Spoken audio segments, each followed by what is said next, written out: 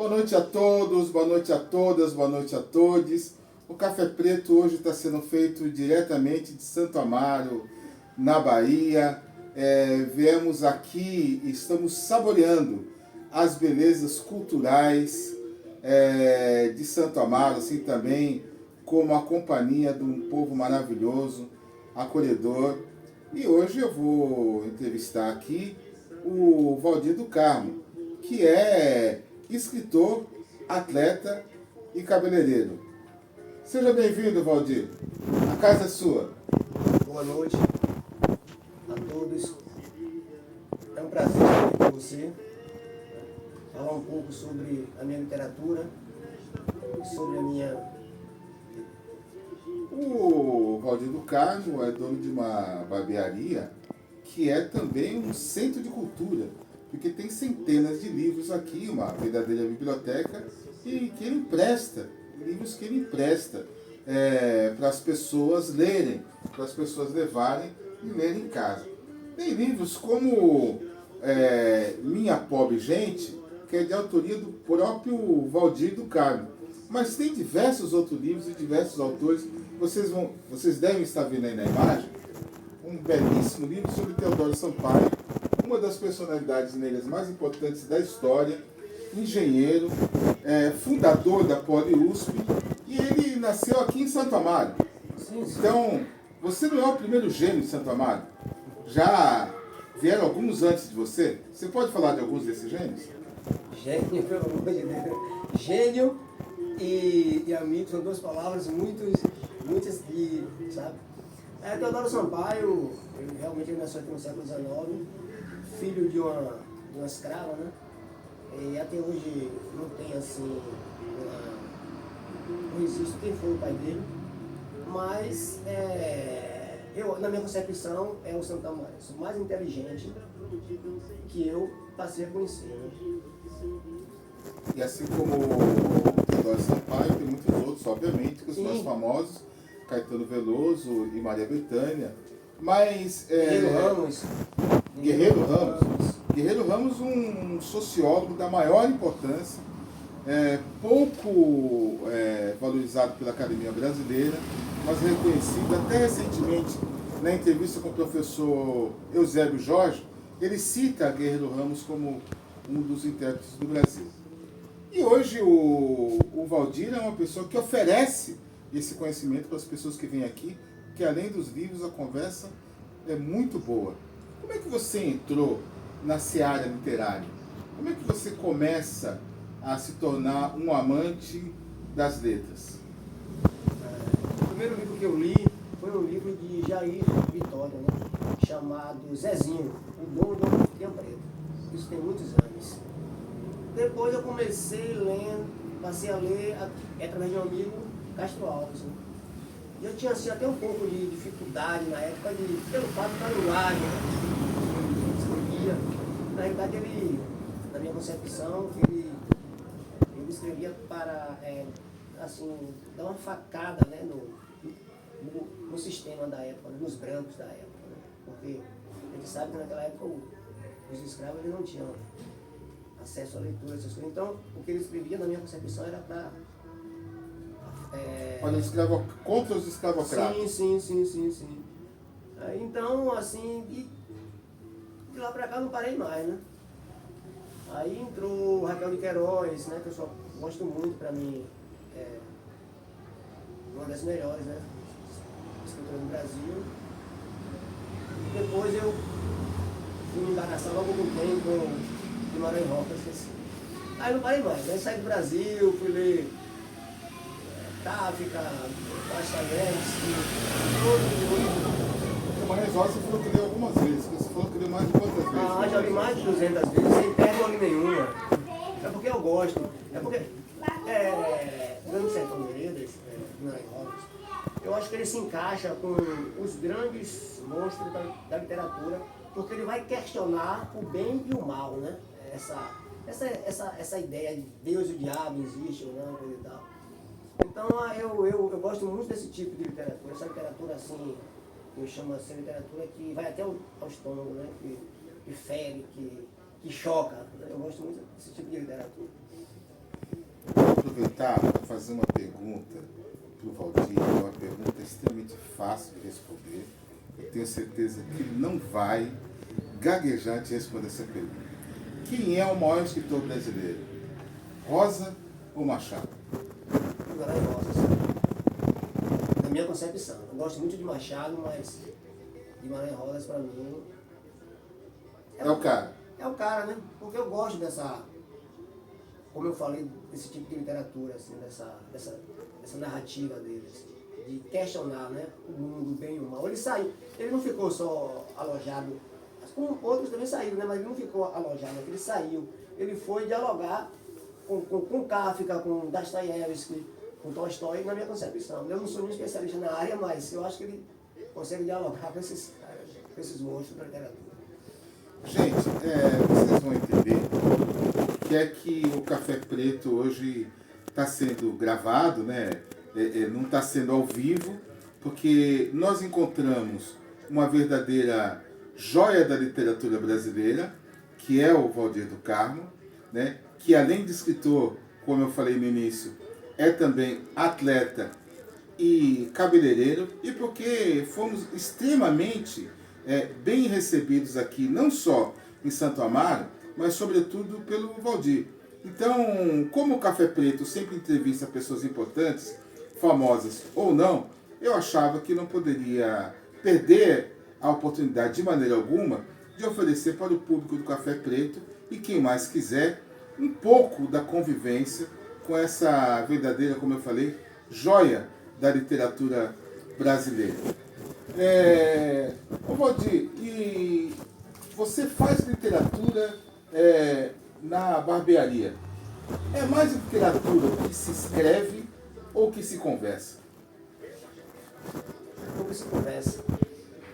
Porque, como eu falei antes, aqui as pessoas chegam, cortam o cabelo, às vezes eu recito poesia, falo sobre o cangaço, né? Essas coisas. Então, assim, é muito massa. Tem clientes que gostam mesmo assim, me perguntam, Valdir, por que aquilo ali do cangaço? Aí eu vou lá e falo um pouquinho, aí para poder recitar Castro Alves, aí eu recito, texto também de minha autoria, essas coisas.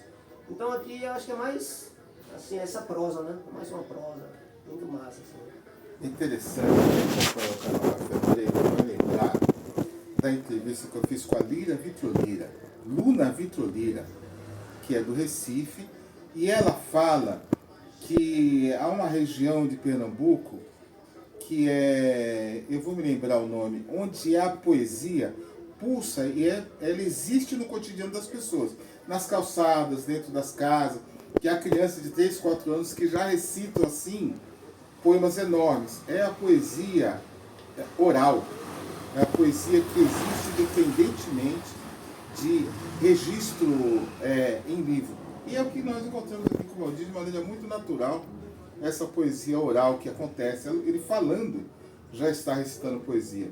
Mas além disso, ele tem livros sensacionais, como esse aqui, por exemplo.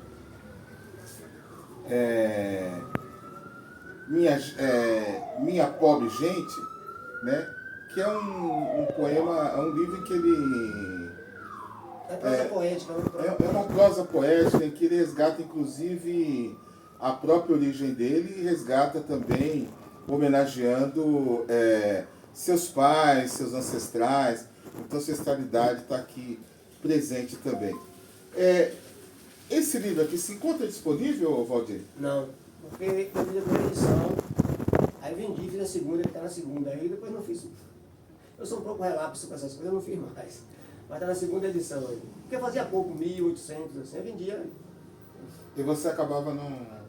Eu, de um tempo pra cá, eu fiquei um pouco assim, eu quero fazer de novo, mas fico só assim, quando assim, eu vou colocar na cabeça, eu vou lá e faço. E editores da Plantão, livro bacana e tal. E não só esse, tem outros livros também, né? E eu queria dizer também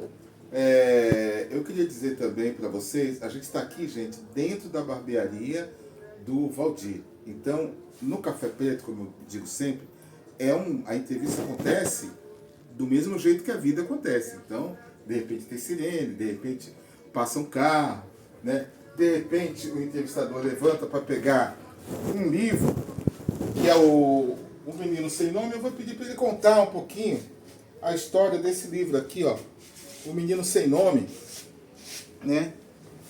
Que é uma coisa fantástica também.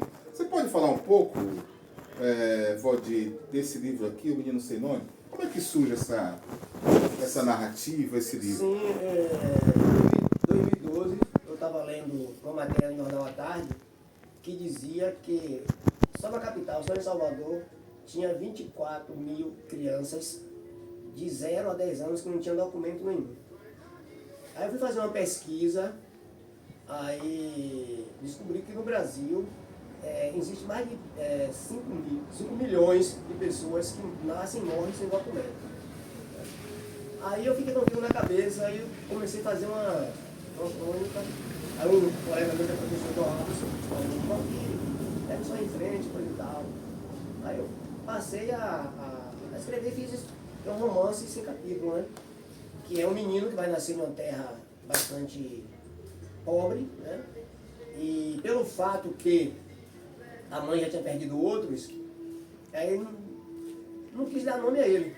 Eu não quis dar nome, que é uma crítica social, né? Onde ele nasce, não tem escola, não tem nada.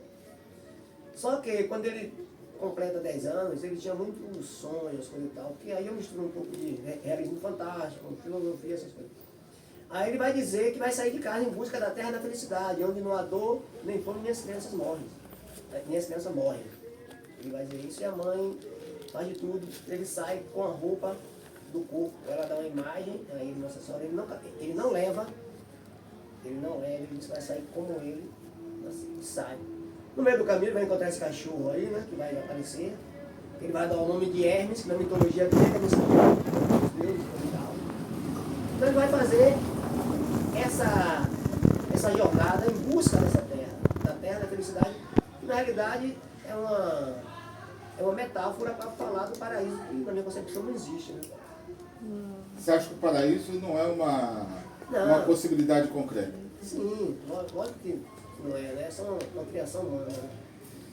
Certo. E esse livro aqui você tem à disposição? Também não. Também não. São Firmil, vendeu todos. Editores? Olha aí, editores de plantão. Olha aí, ó. Só que acho que tem que vir aqui em Santo Amaro conversar com ele e tal. Porque ele é artista mesmo no sentido bastante genuíno do termo, né? Então é importante vir aqui conversar com ele, quem sabe, né, lançar esses livros aqui. Eu queria te perguntar uma coisa. Eu vou fazer uma pergunta que eu gosto de fazer no programa. Valdir do Carmo, afinal de contas, quem é você? Como se constituiu a figura que olha se nos apresenta? Eu sou Valdir do Carmo mesmo. Uma pessoa que vive a vida dia a dia normal, apaixonado pelo esporte, pela literatura, né? Uma pessoa que gostaria que o mundo fosse melhor, que tivesse uma igualdade social, né? Lógico. Né? Eu costumo dizer que as pessoas que não têm conhecimento, às vezes falam, não sabem como surgiu a esquerda, a direita e tal. Eu sempre fui uma pessoa de esquerda, agora, uma pessoa que tem aquela ideia mesmo de um social melhor. É tanto que eu estou aqui com mais de 1.500 livros emprestando, né? Eu não vendo livro. Então, eu não sou aquela ideia de falso moralista, né? Assim. Então, eu estou aqui mesmo fazendo esse papel. Que eu acho que quando os livros, eles mudaram minha vida, né? Assim. Eu prendi os pássaros, não tenho vergonha de falar. Criava galo de briga, mas quando eu passei a ter o conhecimento de vários mundos que estão dentro dos livros, minha vida mudou também, ficou totalmente diferente, né? Então isso é a importância da literatura para o mundo. A leitura é uma coisa muito fantástica, né? Você consegue viajar, eu posso ir agora no sertão de Raquel de Queiroz, eu posso ir à Rússia de Dostoiévski, posso ir à França de Stendhal, e por aí afora, né? Então esse é o Valdir do Carmo. Interessante que na semana passada entrevistei o José Cobori. O José Cobori entende hoje que o neoliberalismo não é uma saída e que é necessário desenvolver. É necessário um investimento para que as pessoas saiam do lugar. Ele diz, inclusive, que não adianta você dar educação se não há industrialização, não há investimento nas pessoas. E na semana anterior, eu entrevistei o também economista, o professor Eusébio Jorge, que fala também do capitalismo dos países periféricos aqui da América Latina, cita autores como Paul Singer, Caio Prado, e sobre a ideia do dom que o lugar tem, né, para se desenvolver. E a importância, então, de investir nisso. Ele fala que Paul Singer escreveu muito sobre esse tipo de coisa. E nós estamos aqui com o Valdir do Carmo, que é um escritor, atleta, é um promotor da cultura, né, e que tem a vontade de que Santo Amaro tivesse um centro cultural. E talvez, como centro cultural, como biblioteca, como um lugar assim genuíno, a barbearia dele talvez seja o maior. Me perdoe a ignorância se eu estiver errado. Mas eu imagino que a vontade do poder público e até de empresários, empresas interessadas na cultura poderiam sim contribuir para que o centro cultural, quem sabe até cultural e esportivo, do Valdir do Carmo pudesse ser uma coisa pungente. Acho que Santo Amaro merece, acho que o Recôncavo Baiano merece. E tem aqui uma pessoa monumental, né, que mostra com seu próprio exemplo como os livros transformam a vida e como, ao emprestar livros, ele também propicia que mude a vida de outras pessoas. O teu sonho é fazer um centro cultural aqui em Santo Amaro, é isso mesmo? Sim, sim. Há muito tempo que eu venho assim, com essa ideia na cabeça de colocar uma casa de cultura, né? Assim, aí o turista chega, pode pegar assim, comprar uma lembrança, né? Botar artesanato, tudo isso, né? Não só a literatura, mas essas coisas também. Eu acho que Santo Amaro falta isso. Santo Amaro peca, né? Tem uma casa mesmo, que não seja nem a minha, né? Que não seja mais que tenha outras. Mas se fosse também a sua, seria bacana de tentar começar. Não, né? é isso, é lógico, mas eu sinto isso, né? Porque é bom vocês chegaram aqui, gostaram, né? Como já vi outras pessoas, vocês ficam encantadas com livros. Eu nunca vi uma barbearia com livros. E assim, tem gente que toma assim um choque porque isso aqui não está de enfeite, né? Eu já li quase todos, né? Assim, não é uma coisa que não estão aqui só de enfeitar, não.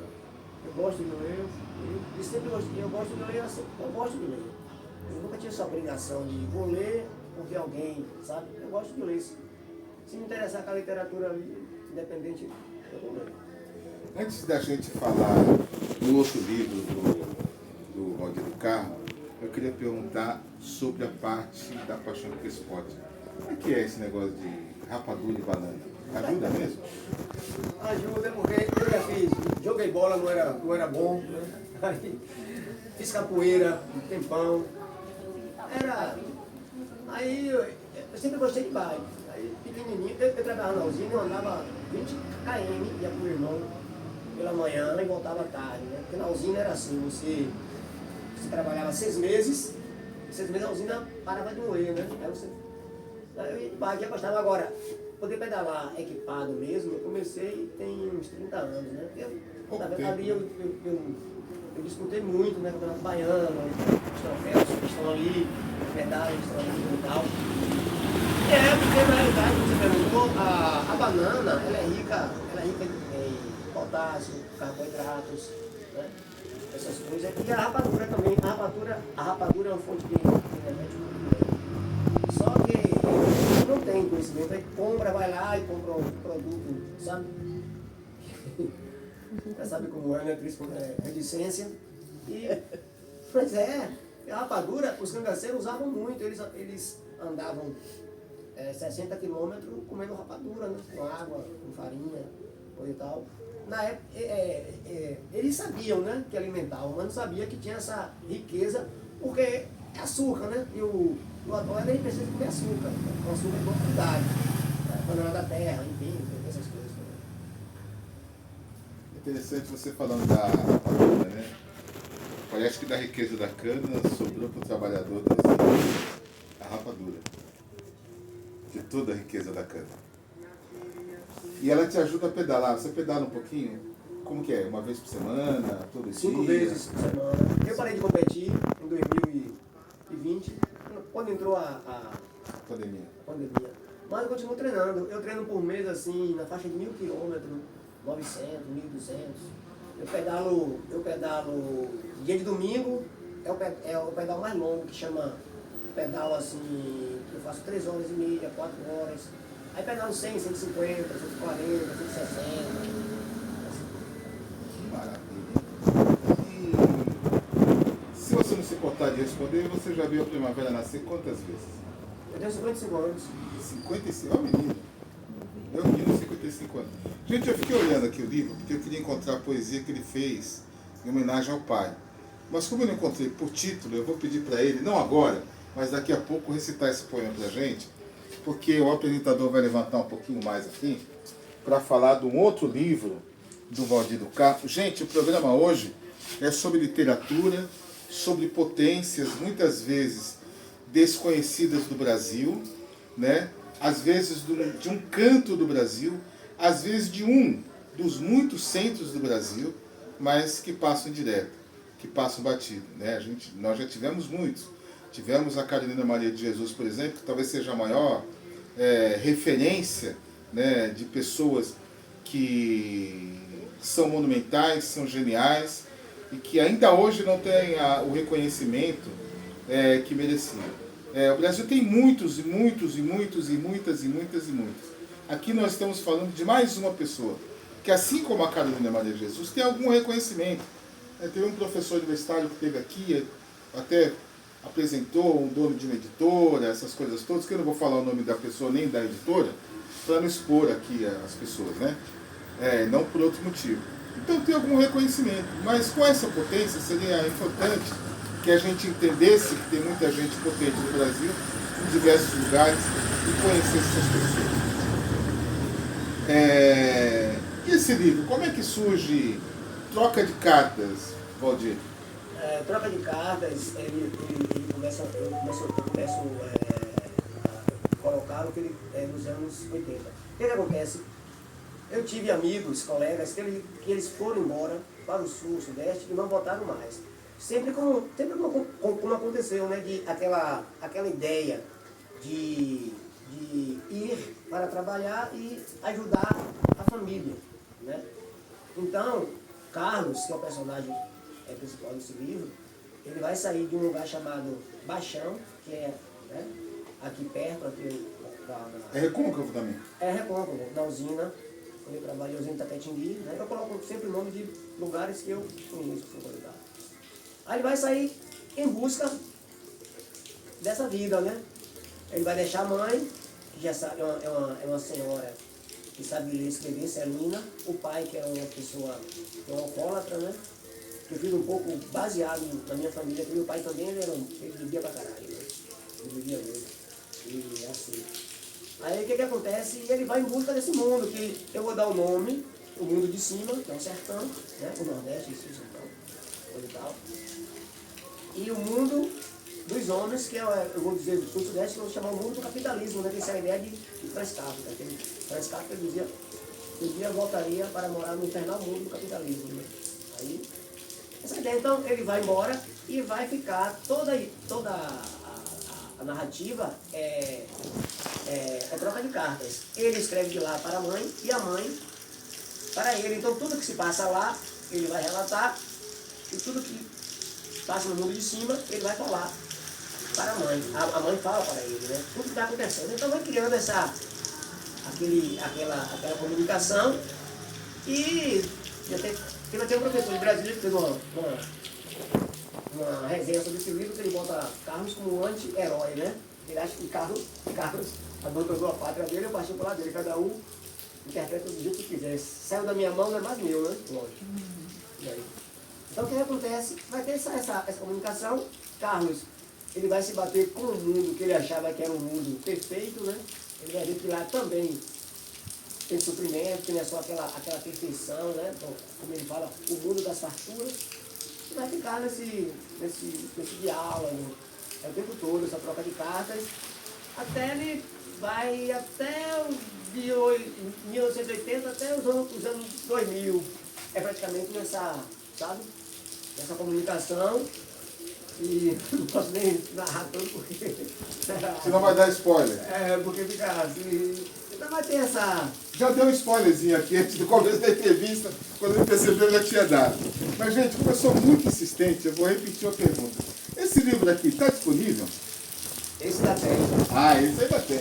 Isso que é bom a gente insistir, porque uma hora... Tem uns... E como é que, se a pessoa quiser comprar esse livro, como é que faz? Eu vejo sempre por rede social, eu uso muito. Instagram? O Facebook, vem em contato comigo, eu boto e mando. E no Instagram você está como... Valdir do Carmo 11. Arroba Valdir do Carmo 11. É. Arroba Valdir do Carmo 11 é o Instagram do Valdir do Carmo, para quem quiser comprar esse livro aqui, muito bacana, troca de cartas. Mas, gente, sem dúvida, você lendo o Valdir do Carmo, o mais importante é você conhecer o próprio Valdir do Carmo por meio da literatura dele. Antes de voltar fazendo uma pergunta sobre esse livro, eu queria dizer uma coisa. Essa é apenas a segunda entrevista presencial feita no Café Preto.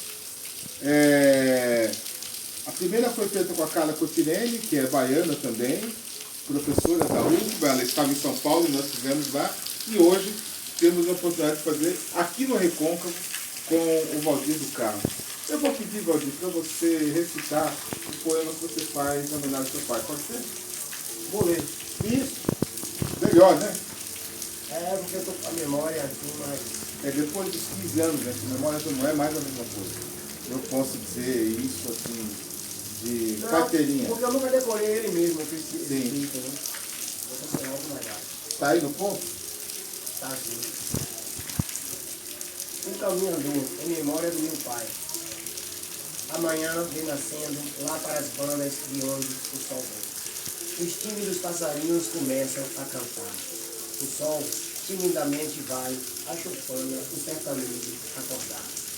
Lá vai ele, o ruralista caminhador dos sertões, homem forte, tostado pelo sol, que é seu grande e firme peito. Sob o magro corpo, um manto esfarrapado, assim como Cristo, ele vai marchando para o seu calvário. No ombro, uma enxada, as mãos cheias de calos, são as marcas do rude trabalho. Os pés, sempre nus, já não sentem o duro forrão. A porta da choupana de barro, uma cabocla rezando.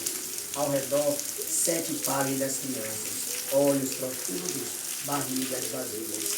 No peito, uma criança, que amanhã será outro dia.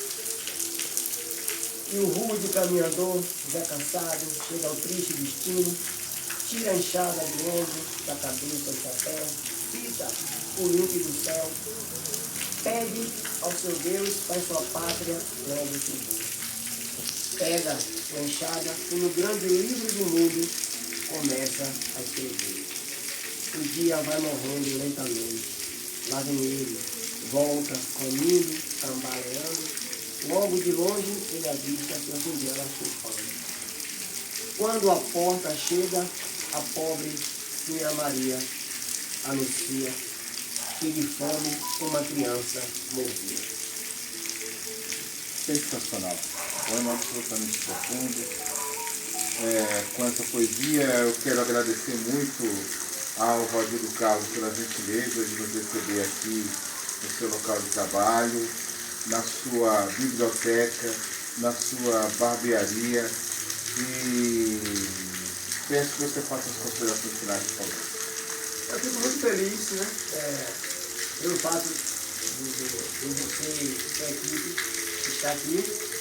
É um prazer muito enorme e eu quero agradecer pelo momento, né? Porque foi uma coisa assim, né? Assim, casual, né? A gente não tinha marcado nada, só por aqui. E para mim foi um prazer muito grande. Eu fico muito coisa, fico muito feliz. E gostaria que vocês voltassem aqui, eu acredito, para a gente papear, né? Botar a prosa para seguir. Muito obrigado mesmo.